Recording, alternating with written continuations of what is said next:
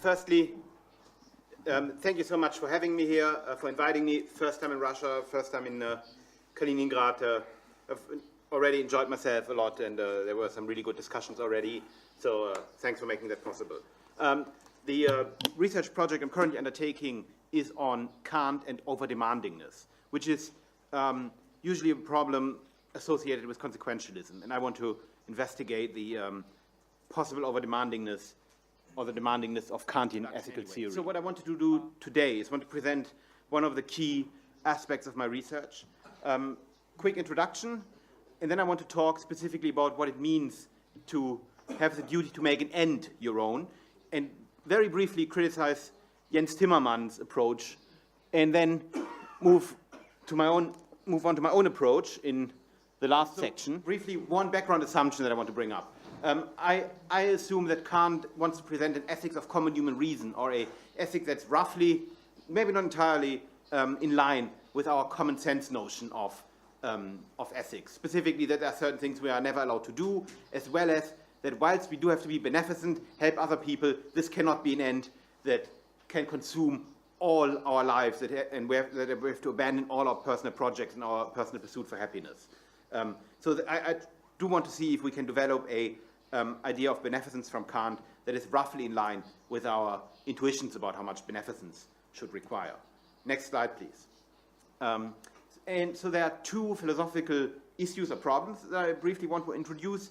The first is impartiality, which obviously if you are convinced consequentialist utilitarian, you might see as a key ingredient of an ethical theory, but you might also think it is a problem that if you subscribe to a strongly impartial theory, then it seems that your own happiness, your own personal projects, your own well-being matters just as much as anyone else's, and that you could not give any preferential treatment to yourself, to your loved ones, over other people. And that gives you an ethical theory that is not at all in line with your with our intuitions about how we are permitted to live our lives.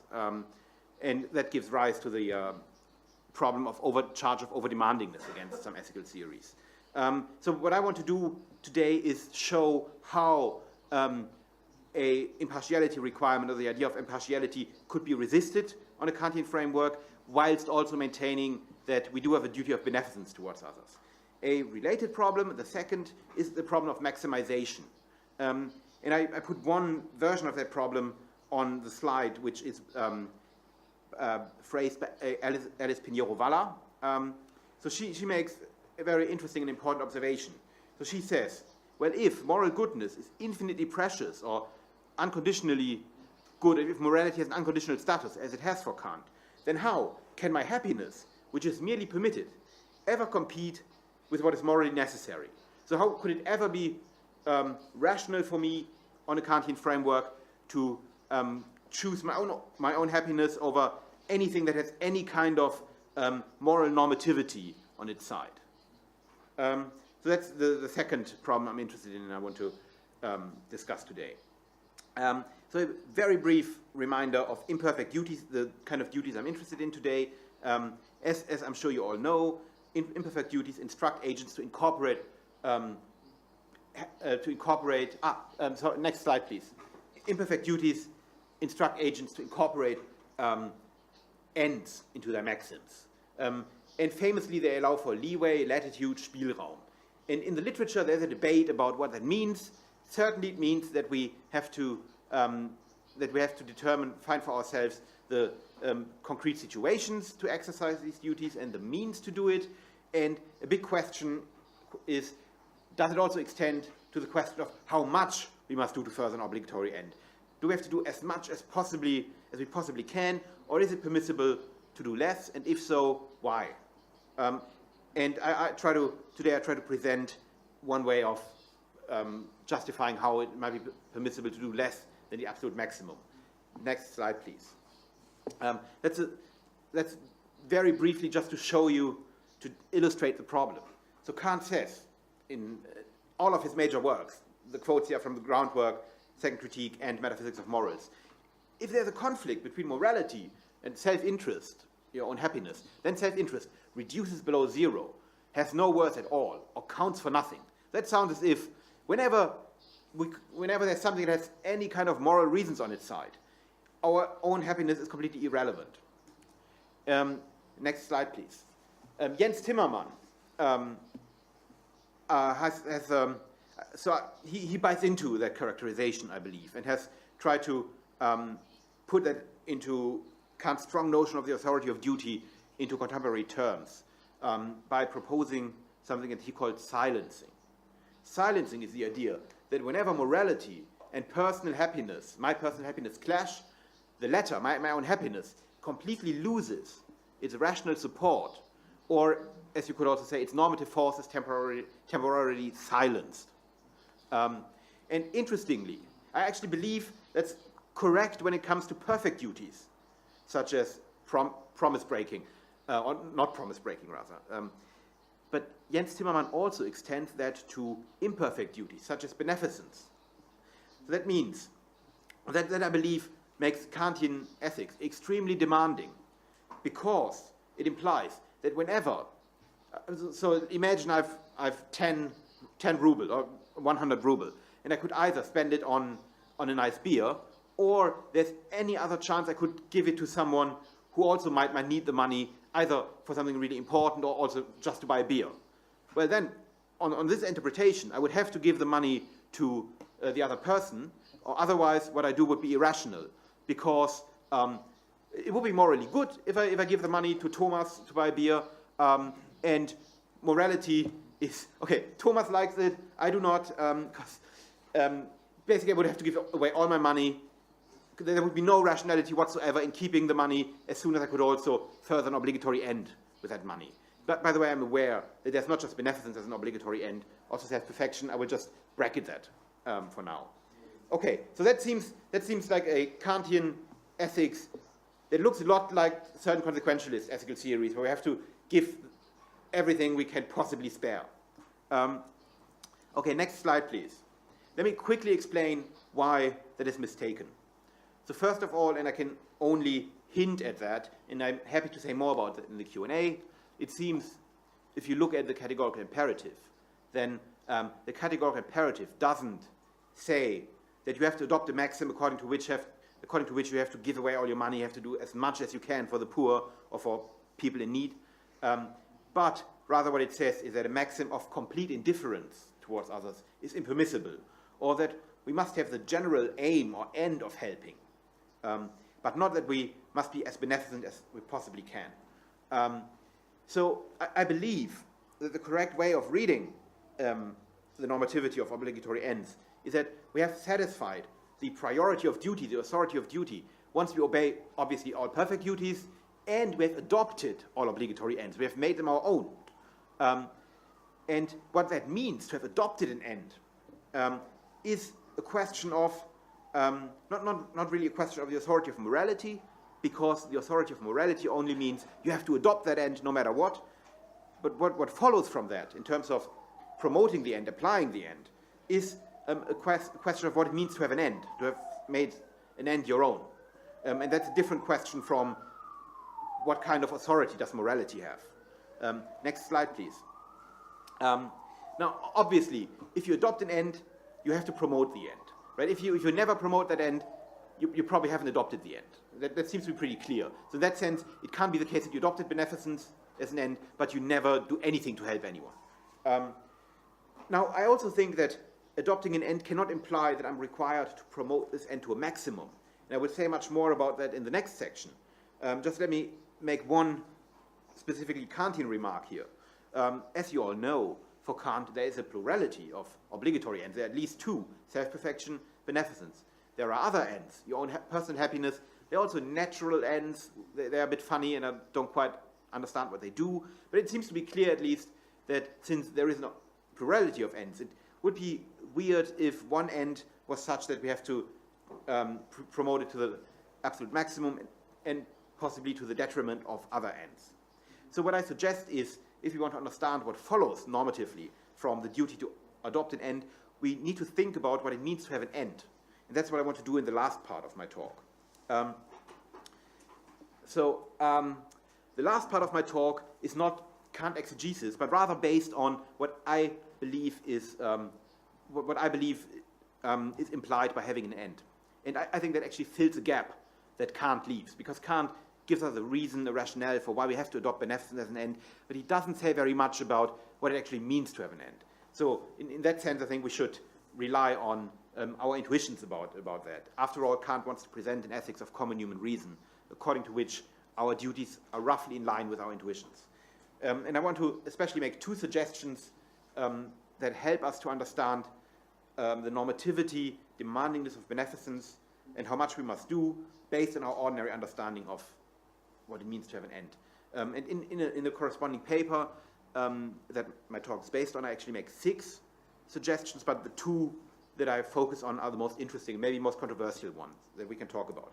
Before, next slide please, before I make the 2 suggestions, I want to make a few, hopefully, maybe relatively uncontroversial remarks about what it means to have an end. Obviously, feel free to also disagree with these uncontroversial points, supposedly uncontroversial. So it seems, for instance, that if we could help someone at no expense to our other ends, the only rational option is to help. After all, it would be irrational if we could further one of our ends at no expense and we didn't do it, right? So at least if it doesn't cost anything, we have to do it. Then we should also bear in mind that sometimes, maybe often, one activity can serve to promote more than one of our ends. So often, we don't really have a choice between beneficence and a personal end, but between a bunch of ends. Beneficence might be amongst one of them. So it's not really the case that there's always this strong contrast between beneficence and everything else we want. And also, ends do not necessarily have to be in competition with each other. For instance, by being beneficent, I might also indirectly further other personal ends that I have. That also means that sometimes promoting an obligatory end will be the rational choice, since at the same time, this option also considerably advances my personal ends. So these are what I take to be uncontroversial. They might not be. And now I want to get to the more controversial and hopefully more interesting stuff. Next slide, please. Thanks. So the first, and I apologize I apologize to the translators that I use the term satisficing, because that's a weird term. It is not a natural English word, but a invented word by a number of consequentialist thinkers. So the idea of no? Okay, I did not know that. Okay, I thought it was Railton or okay. So the idea of satisficing, as I understand it, is that often, if we have an end, or if we want something, we don't want the best option, the very best kind of it. The example would be if we want Indian food. We usually want Indian food that's pretty good, or maybe very good, but not the best Indian food in the world, because it would be irrational to spend hours and hours searching on the internet for the very best Indian place. Usually we want good Indian food. It doesn't have to be the best one, right? So the idea here is that often the rational attitude towards our ends is not the very best one, we need the very best one, but rather something that's good enough, right? And so one way of thinking about our ends, including beneficence, is we need to be beneficent enough. That seems to be a much more natural attitude towards beneficence as one of our ends than we need to be maximally beneficent. And if that's right, if the default option towards our ends, including beneficence, should be satisficing, then that might be a way out of the the maximization problem. Because if what I'm saying is correct, then we should read Kant as saying, well, what you have to do is never break perfect duties and absolutely adopt all obligatory ends. And what follows from this adoption is a matter of the rationality of pursuing your ends. And the rationality of pursuing ends works in a satisficing framework where you have to be, where you have to do enough to satisfy these ends, but not maximally pursue these ends. So that's the first idea that I have. The second, next slide please, is maybe even more controversial, maybe, and I'm myself not sure that it's actually correct. So let's see what happens. So I believe that within our ordinary pursuit of ends, there is a bias towards the immediate, towards the near, or a certain partiality in these ends. So, for instance, and I'm myself not 100% sure that's correct, and I'm really interested in your feedback, but it seems to me that the amount and frequency of financial contributions that agents make do not necessarily track how committed agents are to an end. I will actually give an example for that in the next slide. So it seems that in our ordinary pursuit of ends, there is a bias towards how an agent interacts with one's immediate surrounding, as opposed to what most effectively promotes an end from an impartial perspective. So meaning that we usually think it's more important that agents interact in a correct way with their surrounding than impartially promote this end. And again, I hope that will become more apparent in the example that I present in the next slide. So, and I believe that's important because a huge desideratum in ethical theorizing is how we can ground any kind of partiality, right? Many ethical theories do want to have it to be the case that we can prioritize our own children over the children of strangers, at least to a certain extent, right? But why would that be permissible? Why would that be rational? How can we tell a good story about that? And the story I would tell is, well, beneficence, helping, is a matter of pursuing ends, and it is just a natural feature of our pursuit of ends, and not an ad hoc assumption that we make, that when we pursue ends, we can give certain special treatment to objects that are near us, or that affect ourselves or our immediate surrounding more. So in that case, partiality would not be an ad hoc assumption to block overly onerous moral demands, but rather a natural feature of our pursuit of ends. And now, in the, I think, penultimate slide, or maybe my last slide, yes, thanks. Here's a very short example that I'd be interested in to hear your intuitions about. The art enthusiast. A supposed art enthusiast donates a lot of money to preserve precious artworks. However, during a fire in a museum, he decides upon deliberation not to save a Van Gogh painting that he could easily, without danger to his life, take with him into safety. Now, I think we would, I hope, otherwise my argument doesn't work, I hope we would ask, is he really an art enthusiast who has made preserving art his end? It seems that his financial decisions weigh little, or relatively little, compared to the momentous decision that reveals his true attitude to leave the artwork, the precious artwork, to be destroyed in a fire. And I've specifically stipulated the case such that the person is in a panic. He can still deliberate about what he wants to do in that situation. So I claim that to be committed to an end, for a commitment to an end, it matters more how the agent herself lives her life in the light of this end, and how she affects her immediate surrounding, than how she affects the world in total or impartially by donating money, for instance. Okay, the last slide is just literature. So let me quickly summarize what I hope to have achieved. So I hope to have shown that, first of all, even though Kant makes a number of very strong statements about the authority of duty, these mainly pertain to perfect duties, and they don't force us to endorse the view that we have to do as much as we possibly can to help others, to perfect ourselves. There is room for the personal pursuit of our projects, our own happiness within a Kantian ethical life. And secondly, I suggest that we think about the pursuit of beneficence as one end amongst our other ends, and certainly we have to be committed to that end. We have to help others in situations where that's an extremely salient situation for beneficence, and possibly also, if we can afford it, further the end of beneficence by donating. But there's also room. There's room for certain forms of partiality and within beneficence, and it seems to be okay if we are beneficent enough, even though if that is less than maximally beneficent. Thank you very much for your attention, and thank you for translating my talk and difficult words such as satisfying. Okay, let's open the floor for questions. Yes. Спасибо большое за вопрос. Ой, простите, пожалуйста, за доклад.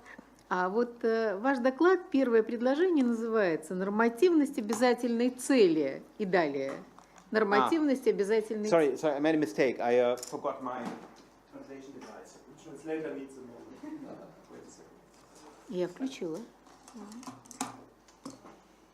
I'm sorry, we have some problems with the equipment. We need some time to reload it. Wait, maybe someone asked me, or should we stop? Yeah, 5 minutes. Yeah. Okay. Small break. Or we can try to translate by ourselves. Ну, я вас слышу. Они что-то сейчас демонстрируют. Вы могли по-английски или вас перевести? Лучше перевести. А вы сможете перевести? Okay, I translate in... Great, okay. Спасибо большое. Вот первое предложение вашего названия, вашего доклада «Нормативность обязательной цели» и далее. So the first part of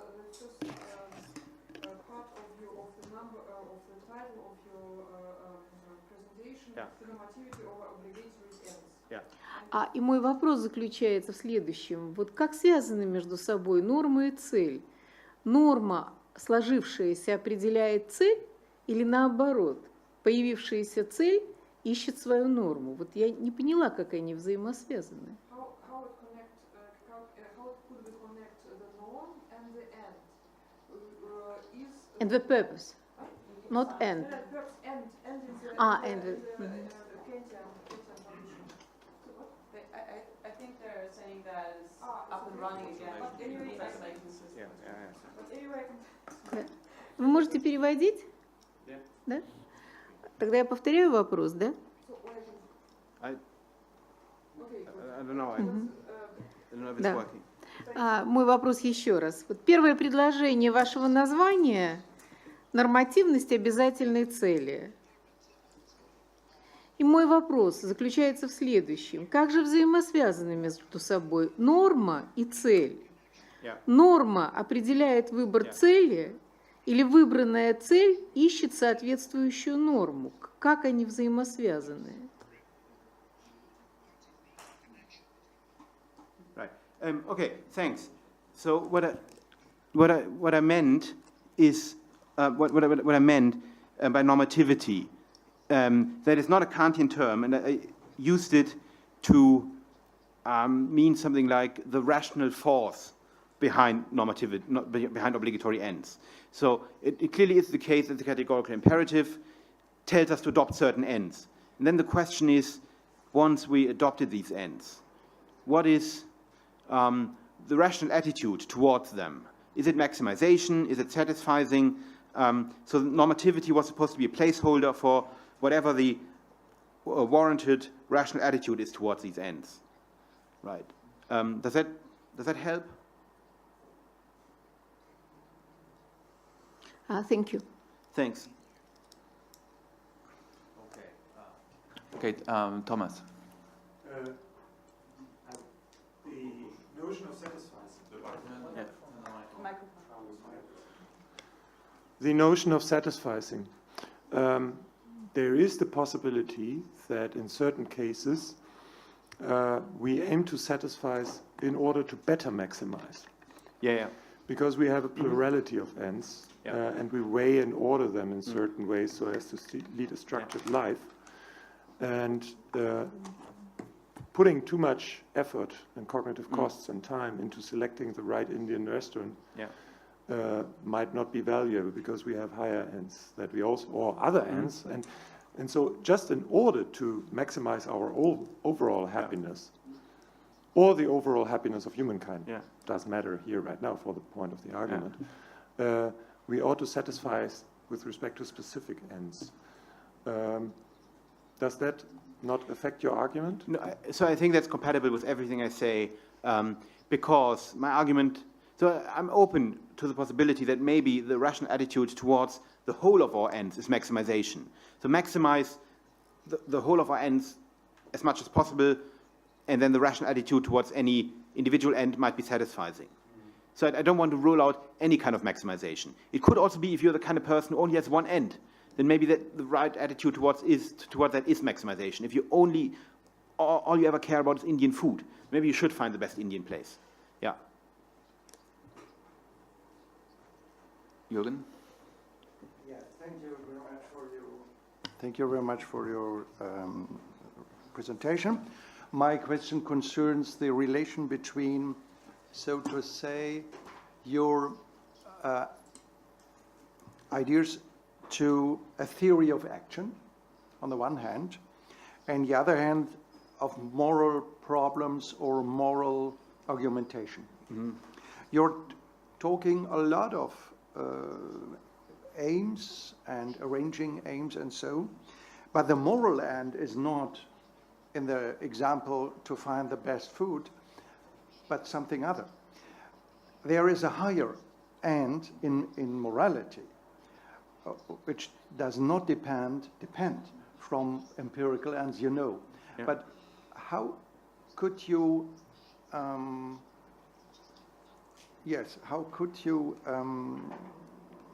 einbauen? Incorporate the specific moral end in your analyzing all the empirical ends. So, okay, by moral end, do you mean the one moral end that might be the highest good, or do you mean different obligatory ends, such as beneficence? No, perhaps the highest good, yes. Okay, so I have a very unsatisfying answer. I'm abstracting from that. Obviously, it's an interesting and important topic, but since I want to present something that is attractive and hopefully acceptable to all kinds of ethicists, it might be good at the moment not to talk about the highest good, because that's something specifically Kantian that a lot of other people wouldn't be on board with. And I think I can run my argument without the highest good.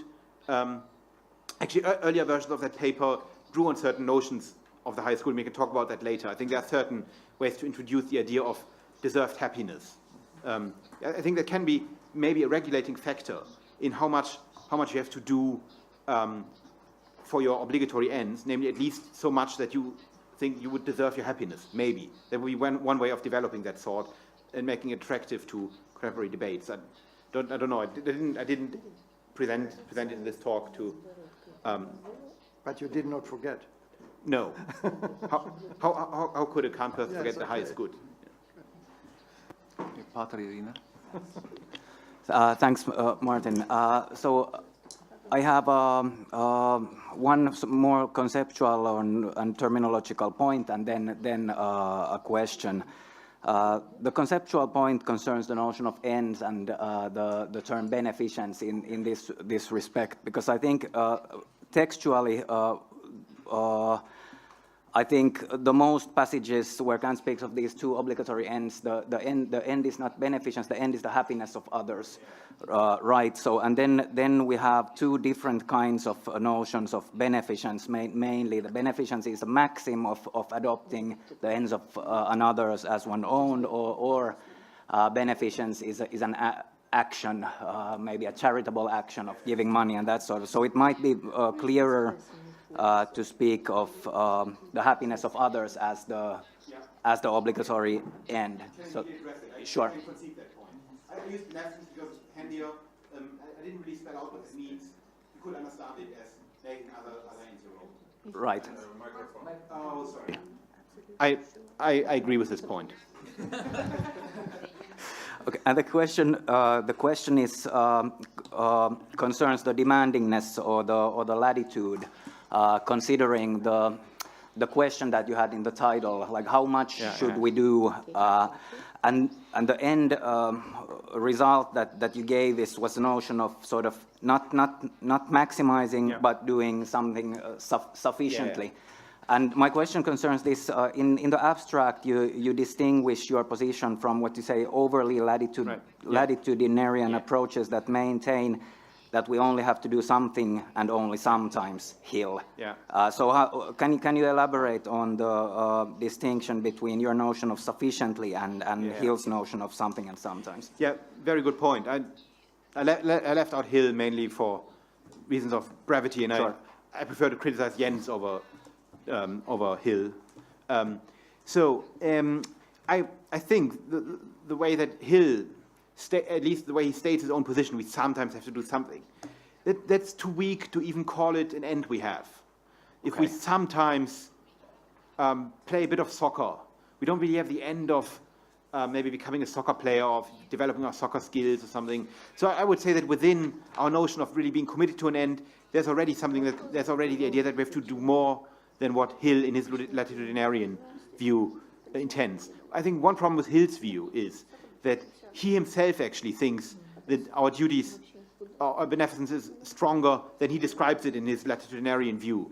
I think he might even misstate his view when he says it's only sometimes we have to do something. I think he himself would probably want it to be a bit stronger. Right, I'm thinking simply like if you are committed to sort of alleviating poverty by giving money, for instance, what else can you do but to give something sometimes? I mean, otherwise sure. you would be maximizing. So I don't see the conceptual difference. Okay, so you mean it could be the case that in 99% of the situations I give a substantial amount of money or something. There would still be sometimes something. I think you're right, but I think the way that Hill intends his statement, it's substantially weaker than that. Somehow qualified in a weaker way. Or at least you would say that if you're only in 1% of cases give a bit, that also is okay. Whereas I want to say that doesn't really mean that you have that you made that your end if you maybe allocate 1% of your resources to pursuing this.